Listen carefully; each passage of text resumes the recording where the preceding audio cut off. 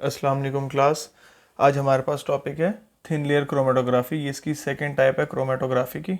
इसमें भी हम क्या करें, सेपरेशन ऑफ मिक्सचर्स करें। Thin layer chromatography is a chromatography technique use to separate mixtures, यानी कि हम दो मिक्सचर्स हैं उनको हम सेपरेट करें। Thin layer chromatography is performed on the glass of sheet plastic और aluminium foil. Thin layer chromatography नाम से जाहिर हो रहा है, यानी कि हमने किसी थिन लेयर पर करना है, यानी कि थिन लेयर यानी कि पेपर से जो थोड़ी सी लेयर जिसकी मोटी होगी। वो ग्लास शीट भी हो सकती है, वो प्लास्टिक भी हो सकती है, वो एल्यूमिनियम फॉइल भी हो सकती है। इसके अलावा which is coated with a thin layer of absorbent material.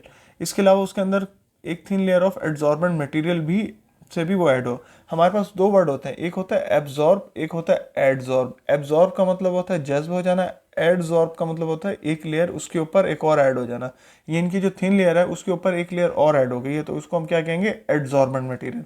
वो कौन कौन से, usually silica gel, aluminium oxide और सेलुलोज। इसमें हमारे पास कौन कौन से मटेरियल अवेलेबल है, सिलिका जेल है, एल्यूमिनियम ऑक्साइड है एंड सेलुलोज है। अब हमारे पास है स्टेशनरी फेस। स्टेशनरी फेस से मुराद क्या है, यानी कि जो सरफेस है, यानी कि जो स्टेबल फेस है। The layer of absorbent is known as stationary phase, यानी कि जो एब्जॉर्बेंट की लेयर है उसको हम क्या कह रहे हैं, स्टेशनरी फेस कह रहे हैं। क्योंकि वो जो हम थिन लेयर क्रोमेटोग्राफी में शीट लगा रहे हैं, वो हमारे पास बेसिकली जो शीट है या थिन लेयर शीट है, ग्लास शीट है, प्लास्टिक है या एल्यूमिनियम है, जो भी है, तो वो हमारे पास क्या है, स्टेशनरी फेज है। अच्छा, नेक्स्ट है हमारे पास मोबाइल फेज। आपको पता है जो मूविंग फेज है, यानी कि जो हमारा एथेनॉल वगैरह है, वाटर है, एसीटोन है, जिस मिक्सचर के अंदर हमने उसको डिप किया है, तो वो क्या है हमारे पास, वो मूविंग फेज है, तो वो है mobile phase. Procedure of thin layer chromatography. अच्छा, इसका प्रोसीजर पढ़ने से पहले मैं आपको एक और बात बता दूं कि जो पेपर क्रोमेटोग्राफी का प्रोसीजर है सेम एज इट इज़, वो थिन लेयर का भी वही है, उसी तरीके से हमने शीट वगैरह यूज़ करनी है। जस्ट डिफरेंस ये है कि उसमें हम पेपर यूज़ कर रहे हैं, इसके अंदर हम थिन लेयर यूज़ कर रहे हैं। थिन लेयर में कौन कौन सी हमारे पास, शीट ऑफ ग्लास है, प्लास्टिक है, एल्यूमिनियम फॉइल है। सबसे पहले हम इसमें प्रोसीजर देख लेते हैं। First of all we will take special thin layer chromatographic sheet with absorbent and cut it down according to style of chromatography. अब हम अपने थिन लेयर शीट ले लिए, और वो कौन सी है, जो जिसके ऊपर शीट के ऊपर एब्जॉर्बेंट मटेरियल लगा हुआ है, यानी कि सिलिका जेल है या एल्यूमिनियम वगैरह। और अब आपने उसको स्टाइल से कट कर लेना। आपने किस तरह की क्रोमेटोग्राफी परफॉर्म करनी है, रेडियल करनी है, सर्कुलर करनी है, असेंडिंग करनी है या डिसेंडिंग करनी है। ठीक है, उसके बाद आपका तरीका क्या है, आपने उसी तरीके से पेपर के ऊपर शीट पे लाइन लगा लेनी है, बेस लाइन से 2.5 सेंटीमीटर। ये मेंशन किया हुआ है in case of ascending line bottom side and in case of descending. अगर आपने असेंडिंग करनी है तो नीचे से आप लाइन लगाएंगे, अगर आपने डिसेंडिंग करनी है तो आप ऊपर से लाइन लगाएंगे। The base line and the distance of this base line from the final edge is 2.5 centimetre. और जो आपका डिस्टेंस है बेस लाइन से फाइनल एज तक, वो आपका कितना होना चाहिए, वो होना चाहिए 2.5 सेंटीमीटर। उसके बाद आपने sample is applied in the centre of base line. आपने उसी जो लाइन लगाई थी शीट के ऊपर, यहाँ पर उसके ऊपर आपने अपने सैंपल को अप्लाई कर लेना है। ठीक है, eight appropriate time sample will separate and RF value will be calculated. उसी तरीके से आपका जो सैंपल है उसमें पहले मोबाइल फेज, जो आपका मूविंग फेज, वो ऊपर की तरफ मूव करेगा। आपने अगर असेंडिंग की होगी तो असेंडिंग का मतलब क्या होता है, नीचे से ऊपर की तरफ जाना, तो वो नीचे से ऊपर की तरफ मूव करेगा जो जो भी आपने क्रोमेटोग्राफिक स्टाइल लिए, और उस तरीके से आप फिर अपनी आरएफ वैल्यू कैलकुलेट कर लेंगे। आरएफ वैल्यू का आपको फार्मूला मैंने लास्ट टाइम भी बताया था, क्या है, यानी कि डिस्टेंस कवर्ड बाय सब्सटेंस और डिस्टेंस कवर्ड बाय सॉल्वेंट। ठीक है। अच्छा, उसके बाद फिर आपने हमने देख लिया कि सर्कुलर क्रोमेटोग्राफी करें तो हमारे पास जो है सर्कुलर में हमारे पास रिंग्स बनेंगे।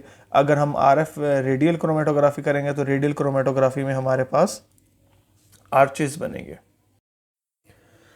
अच्छा, इसके अलावा हमारे पास है applications of thin layer chromatography. सबसे पहले एप्लीकेशंस का मतलब मैंने आपको पहले भी बताया था, यानी कि इसका यूज़, इसका सिग्निफिकेंस, इसकी importance. Determination of components of a component of plant contain. हमें सबसे पहले हम डिटर्मिनेशन कर सकते हैं हम कि हमारे पास इसमें कौन कौन से कंपोनेंट्स ऐड हैं, प्लांट्स के कौन से कंपोनेंट्स हैं। ठीक है, इसके अलावा और मॉनिटरिंग ऑर्गेनिक रिएक्शंस, यानी कि जिनके अंदर कार्बन रिएक्शन आ रहे हैं, हम वो देख सकते हैं कि उनको मॉनिटर कर सकते हैं। Analysis ceramides and fatty acids, इसके अलावा जितने भी सेरामाइड्स होते हैं उनको एनालाइज कर सकते हैं। फैटी एसिड्स वगैरह हैं उनके बारे में हम स्टडी कर सकते हैं। Detection of pesticides and insecticides in food and water.